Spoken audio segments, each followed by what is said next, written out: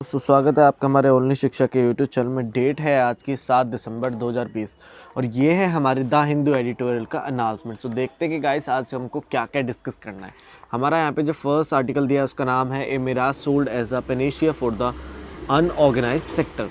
इस article contest है कि सेंट्रल गवर्नमेंट द्वारा जो लेबर कोड्स लॉ को लागू किया गया अभी भारत में, इस जो भारत के वर्कर्स के लिए हित में ज़्यादा मूल्य ना देते हुए भारत में ज़्यादा सिर्फ ईज़ ऑफ डूइंग बिजनेस की अप्रोच को बढ़ाते हैं, उससे संबंधित है ये आर्टिकल। उससे संबंधित में ये लिखा गया है आर्टिकल। इस आर्टिकल में बोला यह जा रहा है कि अभी जब इंटरव्यू से को स्थापित किया गया यूनियन मिनिस्टर के साथ अक्टूबर के महीने में, इसमें इन 4 न्यू लेबर कोड्स के बारे में चर्चा की गई, जिसमें इन लेबर कोड्स के द्वारा ज़्यादा से ज़्यादा एम्प्लॉयमेंट जनरेट की जाएगी और एक वर्कर्स के राइट को सिक्योर किया जाएगा। और इन्हीं लेबर कोड्स के द्वारा पूरे भारत में वर्कर्स के लिए राइट टू मिनिमम वेज को बनाया जाएगा, जिससे वर्कर्स को उनकी वर्क के वेजेस वेतन प्राप्त हों प्रतिदिन के हिसाब से। होता क्या है कि ये वर्कर्स द्वारा हर जगह कई घंटों तक वर्क किए जाते हैं, लेकिन जिसमें कोई सही वेतन नहीं प्राप्त होता। इस राइट टू मिनिमम वेज के द्वारा इन्हें एक सिक्योरिटी प्राप्त होती है और साथ ही साथ वर्कर्स को अन्य सोशल फैसिलिटीज़ देने की बात कही गई इन कोड्स द्वारा। लेकिन इन लेबर कोड्स को पूरे भारत में इनका क्रिटिसिज्म किया जा रहा है वर्कर्स और वर्कर्स ऑर्गेनाइजेशन द्वारा, जिसमें बीजेपी के एफिलिएटेड भारतीय मजदूर संघ द्वारा भी इस कोड का प्रोटेस्ट किया जा रहा है। आगे बोला जाता है कि इन लेबर कोड्स के द्वारा पूरे भारत में वर्कर को कोई भी सोशल सिक्योरिटी प्राप्ति नहीं है, क्योंकि इस कोड्स के आधार पर एम्प्लॉय स्टेट इंश्योरेंस और प्रोविडेंट फंड आज उन वर्कर्स को दिया जाएगा जहां पर जिस कंपनी फैक्ट्री में 10 वर्कर से ज़्यादा वर्कर्स कार्य कर रहे होंगे, उस जगह पर ये फंड इंश्योरेंस की सुविधा प्राप्त होगी। जहां पर एक या 2 या 10 से कम वर्कर्स होंगे, उन जगहों पर इन्हें कोई सिक्योरिटी नहीं दी जा पाएगी। और भारत के इनफॉर्मल सेक्टर्स में सबसे ज़्यादा वर्कर्स कार्य करते हैं, जिसमें 80% तक ये बेनिफिट उन वर्कर्स को प्राप्त ही नहीं होंगे। आज इन वर्कर्स के ये सुविधाएं स्कीम्स दी जाती हैं। इन न्यू लेबर कोड्स से इनका शोषण और ज़्यादा होगा। आज एक ऑनर के पास हायर और फायर की पॉलिसी को लाया जाएगा, जिससे सिर्फ इन वर्कर्स को दबाया जाएगा आने वाले समय में। और जो employee state insurance corporation hospitals में इनके द्वारा इन हॉस्पिटल्स में अपने इलाज को कराया जाता है, वो सिर्फ कुछ चार्ज पेमेंट कर, उन हॉस्पिटल की भी कोई अच्छी हालत नहीं है जिनसे इन्हें हेल्थ ट्रीटमेंट हो, क्योंकि मोस्टली इन हॉस्पिटल में ज़्यादातर treatment domestic help, street vendor और न्यूज़पेपर डिलीवरी पर्सन, छोटे छोटे वर्कर्स द्वारा इन इंश्योरेंस का यूज़ होता था पहले। लेकिन इस एम्प्लॉय स्टेट इंश्योरेंस से इन वर्कर्स को बाहर रखा गया है इस बार, जिससे इन पर्सनस को अब ट्रीटमेंट ही नहीं मिल पाएगा। ESCI के द्वारा आज सिर्फ 20% वर्कर्स को कवर अप किया जाएगा, जो काफ़ी ज़्यादा मुश्किल होगा उन वर्कर्स के पास जिनके पास पहले से इनकम कम है। आगे बोला जाता है कि ESI के 2016 के अनुसार 2.1 करोड़ वर्कर्स को इस इंश्योरेंस के तहत कवर किया गया था, जो 2019 में इस इंश्योरेंस में 3.6 वर्कर्स को कवर किया गया था, करोड़ वर्कर्स को। लेकिन जो इस स्कीम के तहत हॉस्पिटल्स में सिर्फ 6 डॉक्टर्स को एम्प्लॉयड किया गया था 1 लाख वर्कर्स पर, जो पेशेंट थे, जो बहुत ज़्यादा कम लिमिटेशन था। जो वर्ल्ड हेल्थ ऑर्गेनाइजेशन द्वारा जो लिमिट्स बनाई गई थी, कम से कम 100 डॉक्टर्स एम्प्लॉयड होने चाहिए 1 लाख पेशेंट पर, जिसके कारण अच्छे से ट्रीटमेंट ही अब नहीं मिल पाएगा इन लेबर वर्कर्स को। इन लेबर कोड से आज एम्प्लॉय स्टेट इंश्योरेंस में आज डॉक्टर्स को एम्प्लॉयड ज़्यादा से ज़्यादा किया जाए, जिससे पैरामेडिकल दी जा सके लोगों को ज़्यादा से ज़्यादा। और भारत में ईज़ ऑफ डूइंग बिजनेस की अप्रोच को बढ़ाने के लिए गवर्नमेंट द्वारा एम्प्लॉयर बाय एम्प्लॉय को जो ESI दिया जाता था पहले 6.5% तक, उसे 2019 से कम कर दिया गया। अब उन्हें सिर्फ 4% तक दिया जाता है। और यह डिसीजन तब लिया गया जब ESI पर एक्सपेंडिचर की ज़्यादा ज़रूरत थी, सबसे ज़्यादा ज़रूरत थी उस समय पे मेडिकल सेक्टर्स में इन वर्कर्स के लिए इन्वेस्ट करना। लेकिन उस समय पे गवर्नमेंट द्वारा कुछ ऐसा किया ही नहीं जिससे ज़्यादा मेडिकल केयर प्राप्त हो, लेकिन ऐसा कुछ भी नहीं हुआ। लेकिन आज सब ठप कर दिया गया और आज न्यू लेबर कोड से सिर्फ 20% तक ही वर्कर्स को कवर किया जाएगा पूरे भारत में। इस स्कीम के तहत आज आने वाले सालों में वर्कर्स की संख्या 3 गुना होगी। लेकिन उस समय पर इन employ state insurance corporation hospitals के द्वारा उन्हें सर्विस देना और डिस्पेंसरी द्वारा ट्रीटमेंट देना काफ़ी मुश्किल होगा। आज गवर्नमेंट को इन हॉस्पिटल मेडिकल केयर पर एक्सपेंडिचर बढ़ाना चाहिए, जिससे हर एक इनफॉर्मल सेक्टर्स के वर्कर्स द्वारा मेडिकल सर्विसेज को अवेल किया जा सके।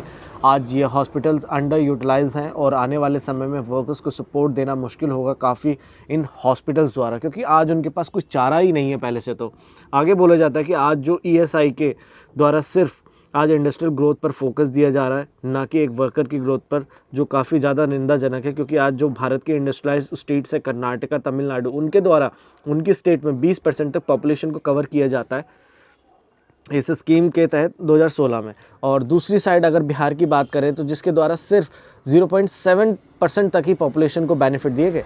जहाँ पर इंडस्ट्रीज़ हैं वहाँ पर ज़्यादा से ज़्यादा इस इंश्योरेंस के थ्रू कवर किया जाता है लोगों को। और आज बिहार में इस इंश्योरेंस के कवरअप को बढ़ाना चाहिए, क्योंकि वहाँ पर इसके द्वारा कोई भी ग्रोथ ही नहीं है इस बिना इंश्योरेंस के। और अभी बिहार इलेक्शन में पॉलिटिशियन द्वारा सिर्फ जॉब्स एम्प्लॉयमेंट प्रोवाइड कराने की बात कही गई, लेकिन कोई भी जॉब्स रेगुलेशन से संबंधित कोई भी बात नहीं बोली गई। इन न्यू लेबर कोड्स के द्वारा गवर्नमेंट के द्वारा कई सारे वेलफेयर स्कीम्स को ख़त्म किया गया है, जो स्कीम्स इन वर्कर्स को बेनिफिट दें, जैसे कि BD वर्कर्स वेलफेयर बोर्ड, जिसके द्वारा 5 lakh home based women workers को कवर किया गया, जिसमें इन वुमेन को वर्क प्रोवाइड कराया गया है, लेकिन जिन्हें कोई भी फैसिलिटी सर्विसेज नहीं दी गई है। जैसे कि मद्रासा प्रेसिडेंसी के साउथ कैनारा डिस्ट्रिक्ट में BD वर्कर्स को एजुकेशन स्कीम दी गई उनके चिल्ड्रन के लिए BD बोर्ड द्वारा, जिससे उनके आने वाली जनरेशन को पॉवर्टी से निकाला जा सके शिक्षित करके। और उन वर्कर्स को हॉस्पिटल्स में फ्री इलाज की सुविधा दी गई, लेकिन इन न्यू लेबर कोड्स के द्वारा ऐसी कोई भी बेनिफिट नहीं दिए जा पाएंगे, जिससे वर्कर्स के साथ साथ उनके चिल्ड्रन जो एजुकेशन ही प्राप्त नहीं कर पाएंगे, जिससे उनके साथ भी शोषण होगा, चाइल्ड लेबर की समस्या और ज़्यादा बढ़ेगी जिससे। और इस न्यू लेबर कोड्स के अनुसार जो राइट टू मिनिमम वेज की बात कही जाती है वो भी काफ़ी कम है, क्योंकि आज यूनियन लेबर मिनिस्टर के द्वारा सिर्फ आज 30% तक ही वर्कर्स को इस मिनिमम वेज स्कीम के अंतर्गत कवरअप किया जा सकेगा। और गवर्नमेंट द्वारा जो फ्लोर वेज दिए जाएंगे हर एक वर्कर्स को, फ्लोर वेज वो मिनिमम वेजेस होते हैं जो लेबर को दिए जाते हैं, जो 2019 में लेबर मिनिस्ट्री द्वारा 178 रुपीज़ पर डे पर सेट किए गए थे, और जिससे लेकिन फिनेंस मिनिस्टर द्वारा 202 रुपये इस बार कर दिया गया है। लेकिन जो वेज सेट किए गए 202 रुपये वो काफ़ी ज़्यादा कम है, जिसे recommended labour ministry expert committee द्वारा किया गया था वेजेस के लिए 375 रुपये पर डे के अनुसार 2015 में। लेकिन वो 202 रुपये पर सेट किया गया मिनिमम वेज को, जो काफ़ी ज़्यादा कम है और उन पॉवर्टी लाइफ के लिए काफ़ी ज़्यादा कम है उनकी फैमिली एक्सपेंडिचर से, जिससे एस्टिमेटेड किया गया था रंगाराजन की कमेटी द्वारा 2011 में, जिसमें आज इन्फ्लेशन बढ़ता ही जा रहा है, जिसकी वजह से वो और ज़्यादा पॉवर्टी में जाते ही जा रहे हैं। इस फ्लोर वेज का रेट ज़्यादा होना चाहिए, जिससे BPL पर्सनस को एक असिस्टेंट दी जा सके, बिलो पॉवर्टी लाइन वेज भी हो, और उन्हें ये सब चीज़ें प्राप्त होनी चाहिए। अंत में बोला जाता है कि जो कोड्स गवर्नमेंट द्वारा लाए गए वो सही साबित हो ही नहीं पा रहे हैं आज एक वर्कर के लिए। इन कोड्स के द्वारा यूनियन के राइट टू स्ट्राइक को ख़त्म किया जा रहा है, जिससे सिर्फ ईज़ ऑफ डूइंग बिजनेस की अप्रोच को बढ़ाया जाएगा, ना कि वर्कर्स को। और आज जो भी नॉर्म्स बनाए गए इन कोर्ट्स में एक वर्कर्स के लिए, वो वर्कर को कोई भी सुविधा दे ही नहीं पा रहे हैं आज। तो चलते हैं हमारा जो सेकेंड आर्टिकल है। हमारा जो सेकेंड आर्टिकल है उसका नाम है कल्चर एंड पीस। इस आर्टिकल कंटेस्ट है कि यूनाइटेड नेशन के जनरल असेंबली द्वारा सिर्फ कुछ ही रिलीजियस को काफ़ी ज़्यादा ध्यान दिया जाता है, उससे संबंधित है ये आर्टिकल। इस आर्टिकल में बोला जा रहा है कि अभी UN जनरल असेंबली में उस रेजोल्यूशन को डिस्कस किया गया जो UN अलायंस ऑफ सिविलाइजेशन द्वारा बनाया गया कल्चर ऑफ पीस पर। आज भारत द्वारा इस पर UN का क्रिटिसिज्म किया गया, जिसमें UN द्वारा सिर्फ कुछ ही रिलीजन्स को प्रोटेक्ट करने के लिए, अब्राहमिक रिलीजन के लिए रेजोल्यूशंस को बनाया गया है, जिसमें इस्लाम, क्रिश्चियनिटी, जूडिज्म रिलीजन्स पर ज़्यादा से ज़्यादा ध्यान दिया जाता है, उन्हें प्रोटेक्ट किया जाता है, जिसमें पास्ट में पहले भी इंडिया के डेलीगेशंस द्वारा UNAOC के रेजोल्यूशंस पर एक निंदा जताई गई थी सिर्फ कुछ ही रिलीजन्स को प्रोटेक्शन दे जाने से।